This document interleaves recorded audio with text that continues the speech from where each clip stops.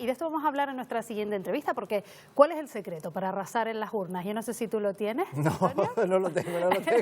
Un canario asegura tener las claves. Para ello se basa en lo que denomina neuromarketing. Enseguida vamos a tratar de averiguar lo que es, y ese trabajo le ha valido el premio Napolitan 22 que otorga la Academia de las Artes y las Ciencias Políticas de Washington. Él es Isaac Hernández y ya nos acompaña, Antonio. Me voy para allá. Hasta mañana. Me despido hasta mañana. Bueno, primero que nada, enhorabuena por ese premio que acaba de recibir en Washington, pasado día 5, que es el neuromarketing. Pues básicamente es aplicar lo que hoy en día se llama la neurociencia a todo lo que son las estrategias de marketing. Al final es acceder a la mente, digamos, del electorado para que el mensaje de la marca política, en este caso un candidato, un partido, pues tenga mayor poder de persuasión y de conexión con la ciudadanía.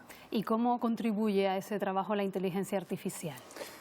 Pues mira, por un lado porque predice el comportamiento que vamos a tener ante un mensaje, ante una publicación, ante un programa de televisión como puede ser este, porque hemos dejado demasiado rastro durante tantos y tantos años en el mundo de la tecnología que al final pues ya nos tienen un poco... ya saben nuestras tendencias. Saben nuestras tendencias y saben cómo vamos a interactuar, entonces por lo tanto si ya sabemos cómo va a influir nuestro mensaje, pues de alguna manera podemos llevar más lejos, más directo y de mejor manera lo que queremos ofrecer al pueblo, ¿no? La clave es, según usted defiende, llegar a las emociones del electorado. ¿Cómo se hace? Mira, por un lado, pues trabajando, estudiando, analizando muchísimo el comportamiento de la ciudadanía y por otro lado teniendo en cuenta que no solamente esto va de intentar hacerle pensar a la gente, ya las campañas no se ganan ni en los medios de comunicación, tampoco en la calle, sino en la mente del ciudadano. ¿Qué es lo que estamos viendo en imagen? Pues básicamente lo que estamos viendo es cómo hoy se capta la atención en un posible vídeo, en una publicación y cómo va a interactuar, dónde se va a focalizar la atención del ciudadano en un vídeo como el que estamos viendo del recibimiento de Pedro Sánchez con Núñez Feijóo, ¿no? En aquel momento de primer acto de recepción de Moncloa. Ya sabemos dónde va a focalizarse el ojo humano y por lo tanto si yo ya sé dónde va a focalizar pues ya coloco ahí mi mensaje, mi imagen y demás. Me imagino que eso estará muy estudiado por parte de los líderes políticos. Si le pregunto 3 aspectos que puedan ayudarnos a ganar elecciones, ¿cuáles serían? Primero, intentar entender que somos una especie que no hemos evolucionado hace 200.000 años, por tanto somos muy emocionales. Esa es una de ellas. 2, intentar ser lo más natural posible. El político en sí es el mensaje. Y el tercero, bajar mucho más a la tierra en los momentos de crispación y demás. El ser humano no quiere, seguramente por lo que estamos viendo en estos días, ¿no? Una vorágine constante de exaltación en el mundo del mensaje político. Por lo tanto, uno lo que quiere es vivir lo más natural y tranquilo posible. Y cuando tú colocas el mensaje en esa línea, pues seguramente vas a conectar mejor con el ciudadano. Al final somos lo que somos, no lo que pretendemos ser, y ahí es donde el político tiene que intentar naturalizar y sobre todo simplificar el mensaje. Cuando hacemos pensar mucho al ciudadano ya se complica la cosa. Tenemos un ejemplo claro muy reciente que sucedía ayer en el Congreso de los Diputados, ese cruce dialéctico entre una diputada de Vox y la ministra Irene Montero, insultos incluso proferidos hacia la ministra. ¿Qué resultado arroja un mensaje como ese o una puesta en escena así? Seguramente recordemos la parte más emocional de lo que ocurrió ayer, ¿no? Pues como cuentas, eso, los aplausos, las emociones, los tonos, la voz, el demás. Y dentro de muy pocos días seguramente pues se vaya a olvidar lo que ocurrió allí. ¿Por qué? Porque mañana va a haber otra cosa y pasado va a haber otra. Entonces, como estamos hechos de emociones... ¿Funciona? Sí funciona porque al final tú recuerdas aquello que es emocional. Si te preguntan qué ropa te pusiste ayer, seguramente no te acuerdes. Si te preguntan la que te pusiste en la boda de un amigo hace 30 años, seguramente la recuerdes. Por lo tanto, el ser humano tiende a recordar lo emocional, lo racional no. Según las culturas, según los países, tiende a haber un criterio diferente en cuanto a lo que es cuestionable, sancionable, criticable. Me refiero, por ejemplo, a la hora de decidir dar un paso al lado, una dimisión.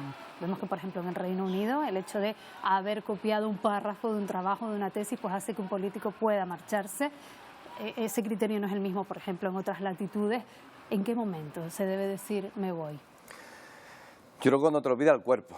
Pero ¿qué pasa? En el mundo de la política, sobre todo el latino tiene otra, como tú estás comentando, otro aspecto cultural, otros prejuicios ya creados. Dice que estamos hechos de una especie de programas informáticos que los tenemos colocados ahí y no es el mismo el que tiene el mundo anglosajón que el que pueda tener el latinoamericano. Dar un paso en política a un lado, ya hemos visto que cada vez cuesta más porque las tecnologías influyen, los estados de ánimo, dicen que la política es actitud y estados de ánimo. Por lo tanto, tenemos alrededor de nuestros equipos, de nuestros partidos, nuestras siglas, pues mucha gente que te incita a seguir y al final se ha convertido en una especie de marketing de guerrillas que llaman, ¿no? Y por lo tanto, si los tuyos te dicen que lo estás haciendo bien, pues por lo tanto no me tengo por qué ir. Sin embargo, por el otro lado le preguntas y seguramente te estén, digamos, incitando a que lo hagas. Es muy difícil llegar a esa conclusión, Marta, porque esto va muy rápido. Y al final lo que ya es hoy, dentro de 5 minutos ya es pasado. Entonces, el político se agarra, digamos, a eso de que ya lo van a olvidar rápido. No debemos olvidar el ejemplo de Mariano Rajoy, ¿no? Que siempre decían, tranquilos, que todo pasa, ¿no? Pues básicamente es por eso. Dice usted que el secreto del marketing o el éxito no supone que te compren, sino que lo hagan una segunda vez.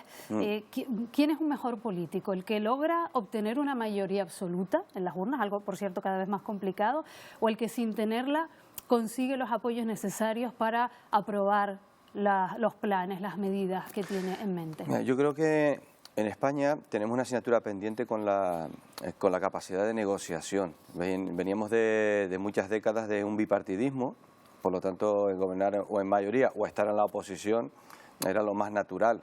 Hemos llegado a un momento donde pues confluyen 5, 6, 7 fuerzas políticas y el político nacional a nivel España no estaba acostumbrado a negociar tanto, ¿no? Quizás en la región nuestra, en Canarias, pues ya veíamos que durante muchos años pues un partido como Coalición Canaria, que prácticamente no ganaba, pues siempre gobernaba, por esa capacidad de negociación, ¿no? Por lo tanto, yo creo que el político, no es que sea mejor, pero sí tiendo, yo por lo menos, al menos yo, valorar más a aquel que sin, digamos, tener mayoría absoluta, es capaz de llegar al gobierno. Cuando tienes la mayoría absoluta, digamos, el viento te viene de colas porque la ciudadanía te ha dado esa confianza. Por lo tanto, en la capacidad de negociación, ¿por qué? Porque la sociedad va por esa línea. Cada vez aparecen más partidos, más alternativas, hay muchísima desinformación, el mundo de las fake news. Hace 10 años se hablaba de que en este año iban a haber más noticias falsas que noticias verdaderas en los medios. Hoy es así. Hace 10 años decía eso parecía una utopía, pues hoy es una realidad. Y ahí es donde la capacidad de negociación del político es la que va a poner en valor si al final gobiernas o no. ¿Qué opina usted de esa tendencia que existe actualmente de elegir caras conocidas para liderar candidaturas? ¿Es un movimiento acertado o no? Yo creo que sí, porque hoy prevalece lo popular a la gestión. Yo sé que puede sonar un poco triste, ¿no? Que digas, oye, un político ha hecho una gestión maravillosa, se valora. Sí se valora, pero es que hoy en día el voto va más por lo que vas a hacer que por lo que has hecho. Lo que has hecho ya ha pasado. Y sobre todo por esta rapidez, ¿no?, que hay. Por lo tanto, contar con gente popular, gente más conocida, al final ya tienes media batalla ganada. Cuesta muchísimo poner un político, crear una marca política cuando no te conoce alguien, en contra de que alguien que sea popular. Por lo tanto, cuando eres popular tienes ya cierto recorrido ganado. Yo abogo por esa línea. Antes de terminar, me gustaría que viéramos las imágenes de ese momento, el pasado día 5, cuando le entregan ese premio en Washington. Vamos a escucharlo. Neuropolítica, Isaac Hernández. ¿Supone este premio para usted? Supone dos cosas. Básicamente, pues claro que sí, una satisfacción personal, el premio a un trabajo de muchos años, el premio al esfuerzo al dejar muchas cosas por el camino, y por otro lado la satisfacción y la tranquilidad de que la gente, los políticos, los proyectos con los que colaboro, pues que tengan la tranquilidad y la garantía de que vamos en la buena línea, que la política va hoy un poco de contar con las emociones, más con intentarle hacer y leer o reaccionar sobre tanta cantidad de mensajes políticos. Por eso me quiero anclar en esos dos pilares, ¿no? La parte de satisfacción personal, por supuesto, gratitud a mi familia, a toda la gente que ha colaborado, equipos, medios como Televisión Canaria, que de vez en cuando han contado conmigo en este plató, y por otro lado los políticos y políticas que han confiado en mi trabajo. Pues Isaac Hernández, consultor político, enhorabuena, gracias por habernos acompañado esta mañana. Muchas gracias a ustedes por invitarme.